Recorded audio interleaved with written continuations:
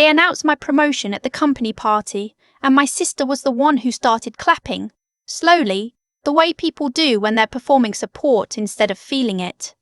I stood at the edge of the hotel ballroom in my black dress, holding a glass of sparkling water I hadn't touched, and I watched her lean into my mother's ear and whisper something. My mother nodded. Then they both looked at me and smiled. I smiled back.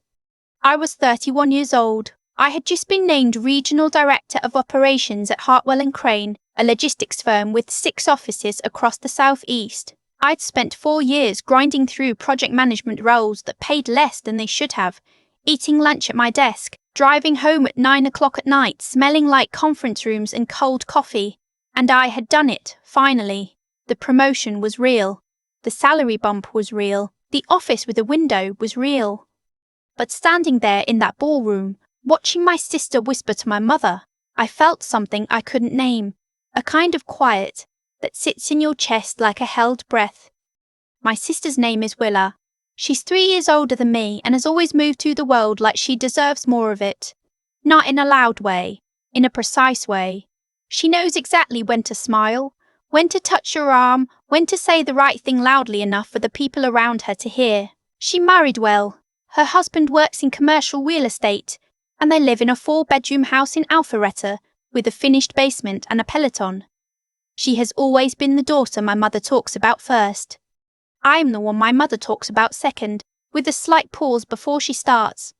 My husband, Marcus. No, wait. I need to get the names right because they matter. My husband. He was standing across the room talking to one of my co-workers, laughing about something, completely at ease, the way he always was, in rooms full of people I worked with. He was wearing the navy blazer I'd picked out for him 2 Christmases ago. He looked good. He always looked good. My sister walked over to me first. "We're so proud of you," she said, and hugged me in that way she has. Firm grip, one pat on the back, release, like a handshake in disguise. "Thank you," I said. "Mum wants to take pictures." "Sure." "She's wondering if you'd want to do a little celebration dinner after this, just family." "That sounds nice." She tilted her head. "You look tired." "I'm fine." "You should smile more. You're at your own party." I looked at her. She was already looking past me, already scanning the room for my mother, already moving on. I turned back toward the window and looked out at the parking lot below, lit orange under the sodium lights, and I thought, I am not going to let this night be about them. But I already knew it would be. I need to tell you what happened 6 months before that party, because nothing at the party makes sense without it. In January, Hartwell & Crane restructured our Southeast Division. My boss at the time, a man I respected enormously, took early retirement. Before he left, he pulled me aside and told me he had recommended me for the director role. He said he believed I was the most qualified person in the building for it. He said the decision would take a few months to finalize, but to keep doing what I was doing. I did not tell my family. I'd learned years earlier not to share things with my mother and sister until they were completely certain, because uncertainty in our family doesn't get treated gently. It gets treated like a project. My mother would have wanted to advise me on my interview clothes. My sister would have forwarded me LinkedIn articles about executive presence. They would have taken the possibility of my good news and slowly made it about their involvement in it. So I said nothing.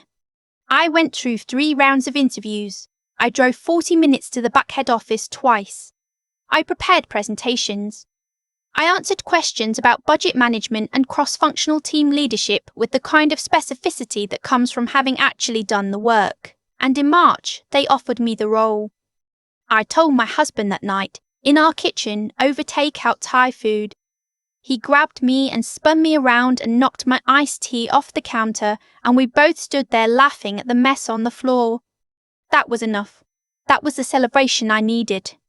I called my mother the next morning, told her the news. There was a pause on the line, the kind that lasts half a second too long, and then she said, "Well, that's wonderful, honey. We should celebrate." And then she said, "Did you think about asking your sister to help you prep for the interviews? She's been in corporate for years, she would have." I handled it, I said. Another pause. Of course you did. My company decided to host a celebration dinner for all the newly promoted directors. There were 3 of us, in June. It would be at the Meridian Hotel downtown, a seated dinner for 60 people, spouses and close family invited. My company paid for everything. My mother called me approximately 9 times between March and June about this dinner. She wanted to know the dress code. She wanted to know if she could invite my aunt. She wanted to know if there would be assigned seating, and if so, could she be seated near my boss? She wanted to know if she should bring a gift. She wanted to know what I was wearing. I was patient. I answered her questions. I said the dress code was cocktail attire, that my aunt was welcome, that I'd look into the seating, that she didn't need to bring a gift, and that I was wearing a black wrap dress. My sister called 3 days before the dinner and told me she thought black was a little severe for a celebration. I'll keep that in mind, I said. I just think you should look more joyful. It's your moment. The dress is fine, Willa. I'm just saying. I'm bringing the emerald green dress I wore to Derek's firm anniversary dinner, and everyone said it was stunning. I had approximately no response to that, so I said, that sounds great. The night before the dinner, I laid everything out. The black wrap dress, the small gold earrings my husband gave me for my birthday, the block-heeled shoes I'd worn to every important meeting for the last 2 years, because they're comfortable and they look right. I stood there looking at it all on the bed and felt something click into place. I was ready. The dinner was on a Thursday. I arrived at the hotel at 5:30, an hour before guests, because I'd offered to help with setup. I was talking to the events coordinator in the lobby when I saw my mother and sister come through the revolving door together, early, 40 minutes before I'd told them to arrive. We wanted to help, my mother said, kissing my cheek. My sister was wearing the emerald dress. She looked beautiful. I told her so. You look great too, she said in a tone that suggested she was being generous. I went back to the events coordinator. The venue team was handling all setup. I was really just there to verify the table arrangements and confirm the audio for the brief remarks each director would give. My mother and sister followed me around for the next 30 minutes, asking questions I was in the middle of answering with other people. I kept redirecting them. My mother kept saying, "We just want to help." My sister kept touching things, the centerpieces, the menu cards, and rearranging them slightly and then looking at me to see if I noticed. I noticed. At 6 o'clock, guests began arriving. My husband came in with a group of my co-workers he'd met before, easy and warm, and I felt something settle in me when I saw him. The room filled up. My 2 fellow directors arrived with their families. My company's CEO made her way around the room doing what CEOs do, which is make everyone feel briefly very seen. I was fine. The evening was going fine. And then, during cocktail hour, while I was talking to my direct manager about the Q3 expansion plans, my sister walked up to my CEO. I saw it happen in my peripheral vision. My sister, in her emerald dress, extending her hand, saying something. My CEO, gracious and attentive, responding. I watched my sister gesture toward me across the room, watched her lean in and say something I couldn't hear. I excused myself from my manager. By the time I crossed the room, my sister was in the middle of telling my CEO a story about when I was 12 years old and convinced our family to reorganize the garage using a color-coded system I drew on graph paper. She's always been like this, my sister was saying. Even as a kid. She just doesn't know how to stop working. My CEO laughed politely. I'm Willa, my sister said. Her older sister. I've been helping her prepare for this transition for months. She really listens when I talk her through things. Something went very still inside me. My CEO looked at me, smiled warmly. You have a great support system. I do, I said. I smiled. I excused myself to check on the seating. I walked to the corridor outside the ballroom and stood with my back against the wall for approximately 90 seconds, breathing. I had not asked my sister for help. I had specifically not asked my sister for help. She had called me 3 times. I had been polite, and now she was standing in front of my CEO at my professional celebration, telling a woman who held my career in her hands that she had guided me through this. I went back in. Dinner was seated. I had specifically arranged the tables so that my family was at table 4 near the back, which sounds cold but was strategic. My company's leadership was at tables 1 and 2, and I did not want my mother asking my CFO where he went to college, which she would absolutely have done. I was at table 1. My mother appeared at my elbow before we sat down. "They have us all the way in the back," she said. "It's a round room, Mum. There is no back." "You know what I mean. We're far from you." The company arranged the seating. This was not entirely true. I had input on the seating. I had made choices. I stood by those choices. My mother pressed her lips together in a way that meant she would bring this up again later, in a different conversation, framed as a gentle concern. The dinner went well. Truly, the food was good. A grilled salmon with a lemon caper butter that I still think about, and the remarks portion was relaxed and funny. One of the other directors told a story about a spreadsheet error that accidentally proposed building a warehouse in the middle of a state forest, and everyone laughed. When it was my turn, I talked about the team I was inheriting and what I wanted to build. I did not read from notes. I had practiced in my car for 2 weeks and I did not need notes. When I sat back down, my husband put his hand over mine under the table. That was the moment I wanted to hold on to. After the formal portion, the room shifted into open mingling. This is when everything happened. I was near the bar, talking with 2 of my new direct reports, when my sister approached again. This time she had my mother with her. "We need to get a family photo," my mother announced, "before people start leaving." "Give me 5 minutes," I said. "I'm in the middle of." "It will just take a second." I wrapped up my conversation and walked toward the edge of the room, where my mother had decided the lighting was best. My sister positioned herself next to me. My mother handed her phone to a passing server and asked him to take the picture. And then, in the middle of positioning herself for the photo, my sister turned to me and said, quietly, but not quietly enough, "Can you stand up straighter? You're going to look slouched next to me." I looked at her. "I'm just saying, for the photo." "I'm standing fine," I said. "You always do this hunching thing when you're tired." The server was waiting with the phone. My mother was adjusting her hair. I straightened up, not because my sister told me to, but because I wanted the photo to be over. 3 photos. Done. The server handed the phone back. And then my sister looked at my mother and said, "She should have worn colour." I tried to tell her. My mother glanced at me, patted my arm. "You look wonderful, honey." Which meant, your sister might have a point, but I'm not going to say so. I excused myself. I went to the restroom. I ran cold water over my wrists, which is something I learned to do in my mid-20s when I needed to reset without anyone knowing I needed to reset. I looked at myself in the mirror. I had a good job. I had worked for it. No one in that room had given it to me. The CEO knew my name because I had delivered results, not because my sister had told her a story about my childhood garage. The people at my table respected me. My manager had shaken my hand tonight and said sincerely that I was exactly what the division needed. My sister was wearing an emerald dress at my celebration dinner and telling people she'd help me prepare. I made a decision in that bathroom mirror. I was not going to address it tonight. Not because I was being a coward, I want to be clear about that, but because I was not going to let them make this night about a confrontation. That was too easy. That was exactly the shape of thing they expected from me. Get upset, say something, create a scene, become the problem. I was going to wait. I was going to choose when and how. I dried my hands. I went back out.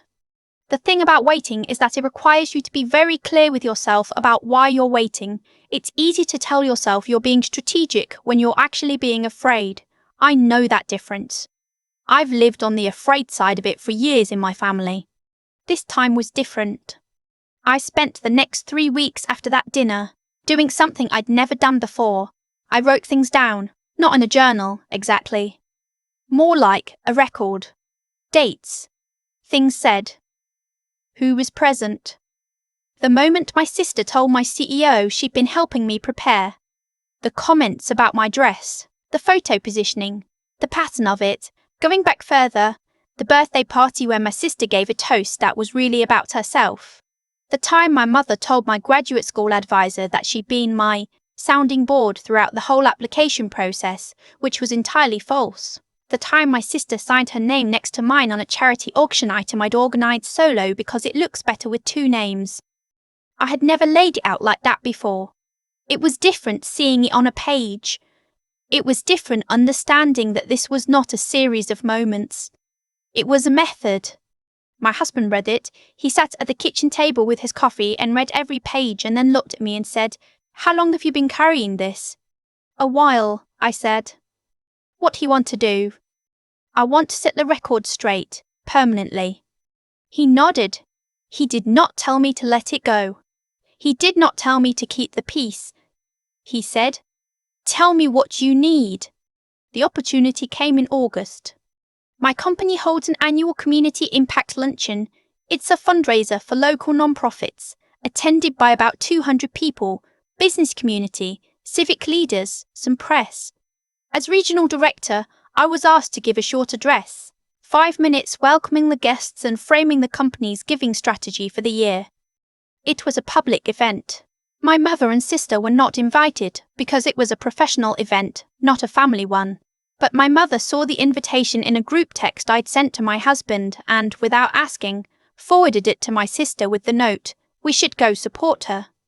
I found out when my sister texted me, "Mom and I are coming to your luncheon." So excited. I did not respond to that text for 6 hours. When I did, I said, "It's a work event. Seating is limited and assigned. I'll let you know about the next one." My sister responded, "We'll just sit in the back, no big deal." My mother called. I let it go to voicemail. Her message said, "We just want to support you. We won't be in the way. Your sister wants to hear you speak." I called the venue coordinator the next morning and confirmed the guest list was closed. They came anyway. I saw them walk in during the pre-event reception. My mother in a beige blazer, my sister in a floral dress, scanning the room. My sister spotted me across the crowd and waved with both hands, too big, the kind of wave that makes people around you look. I finished my conversation. I walked over. "This is a closed professional event," I said. My voice was even. I had practiced being even. "We're just here to support you," my mother said. "I understand that. This isn't the place." My sister looked around at the crowd and said in a slightly lowered voice, "You're being a little uptight about this. We drove 40 minutes. "I know, and I'm asking you to leave." My sister stared at me. My mother made a sound like a small intake of breath. "Excuse me," my sister said. "This is a professional event. I have colleagues and clients here. I asked you not to come. You came anyway. I need you to leave." My sister looked at the people around us. Her instinct, always, was to read the audience. Then she looked back at me and said, quietly and precisely, "This is embarrassing, for you." "No," I said, "I don't think it is." The venue's events manager appeared at my elbow. I had told him before the event that this might happen and had asked him to be nearby. He walks them out. My mother didn't look at me as she left. My sister looked at me once over her shoulder. Her expression was the one she has when she's calculating. I turned back to the room. I had 4 minutes before the program started. I gave the address. I did not use notes. I talked about what it means to a company to be rooted in the communities where it operates, about the specific non-profits we were supporting and why they'd been chosen, about what I hoped the next year would look like. The room was quiet in the way rooms get when people are actually listening. Afterward, my CEO found me. "That was excellent," she said. "Natural and specific, that's a hard combination." "Thank you," I said. "I'd been meaning to tell you, your sister mentioned at the June dinner that she'd been coaching you through the director transition." I looked at her. I know I wanted to clarify that. She wasn't. I didn't ask for her help, and she wasn't involved in my preparation. My CEO held my gaze for a moment. Then she said, "I appreciated your work on the Q3 restructuring proposal. That came entirely from you." "It did," I said. "Good to know," she said, and moved on. That was all. 6 words. But I understood what they meant. She had noticed the discrepancy. She'd been waiting to see if I would address it. I had addressed it. My sister called me that night. I let it ring. She called again. I picked up on the third call. "I cannot believe you had us escorted out," she said, in front of everyone. "I asked you not to come. We were there to support you. I know what you were there for." A pause. "What does that mean?" she said. "It means I've been paying attention for a long time, Willa. I notice when you introduce yourself to my CEO and tell her you've been coaching me. I notice when you sign your name next to mine on things I did by myself. I notice when you tell Mum my dress was wrong at my own celebration dinner." Silence. "I'm not doing this anymore," I said. "Not any version of it. The next professional event I have, I'll send you the information afterward. You'll see photos. I'll let you know it went well. But you don't get to be in those rooms. You sound like you think you're better than us." "I don't. I think I'm different from you. And I think you've spent a long time making it hard for me to be." She didn't say anything. "I love you," I said. "I genuinely do. But I am not available for this particular dynamic anymore." I hung up. My husband was standing in the doorway of the kitchen. He'd heard the whole thing. He didn't say anything for a moment. Then, "You okay?" "Yeah," I said. "I really am." My mother called 2 days later. The conversation was shorter than I expected. She said she thought I'd been rude. I said I understood why it looked that way. She said families should support each other.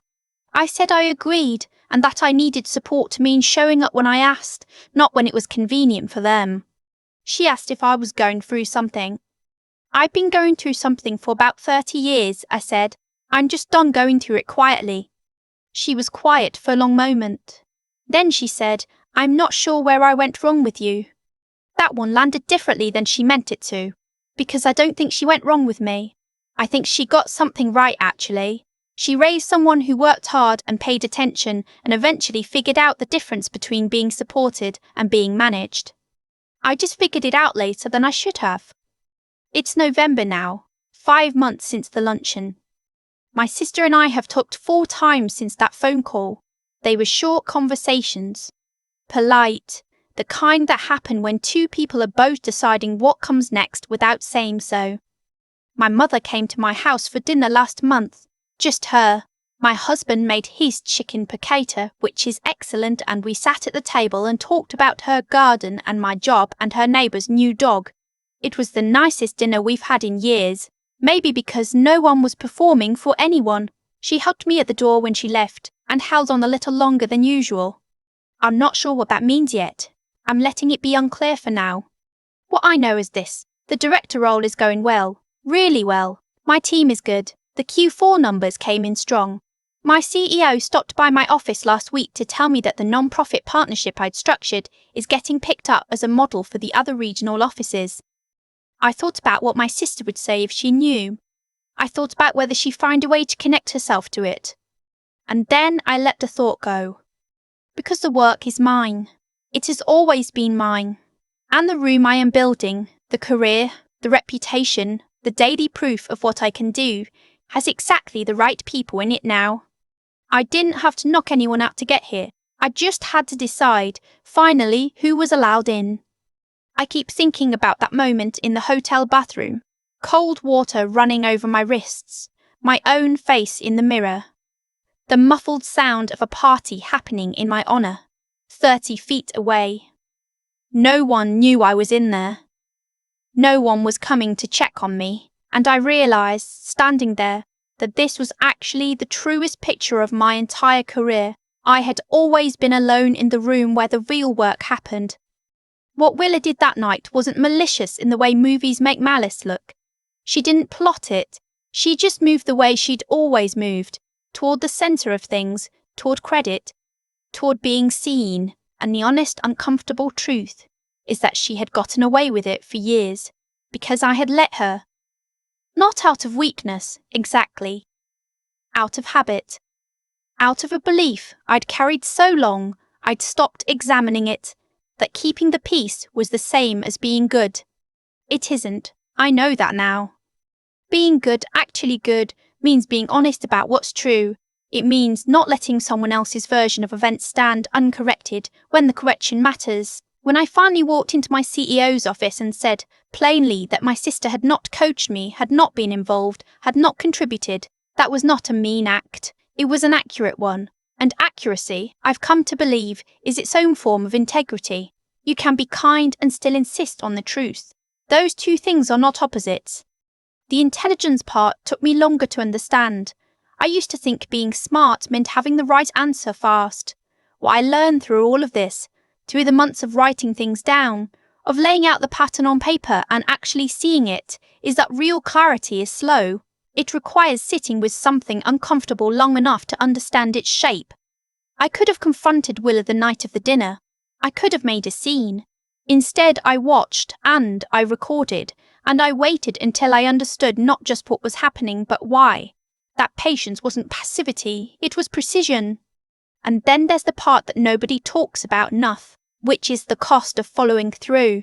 Knowing what's right is one thing, actually doing it. Asking your mother and sister to leave a professional event, picking up the phone for the third call, saying the words out loud, that takes something different. Something that doesn't feel heroic in the moment. It just feels like standing in a cold wind and not moving. I hung upon my sister and sat in my kitchen for a long time afterward. My husband didn't try to fill the silence. He just stayed. I don't think what happened to me was punishment for Willa's choices, and I don't think my success was a reward for mine. Life doesn't run on that kind of ledger. What I do think is that the things I built, the reputation, the trust, the role itself, held up under pressure because they were actually mine. Nobody could pull the thread because there was no thread to pull. That's the only protection that actually works. I still love my sister. That hasn't changed. But I love her from a new distance now, one I set myself with both hands. And that distance is not a wound. It's a boundary. There's a difference. And learning to feel it is maybe the most useful thing I've done in a long time.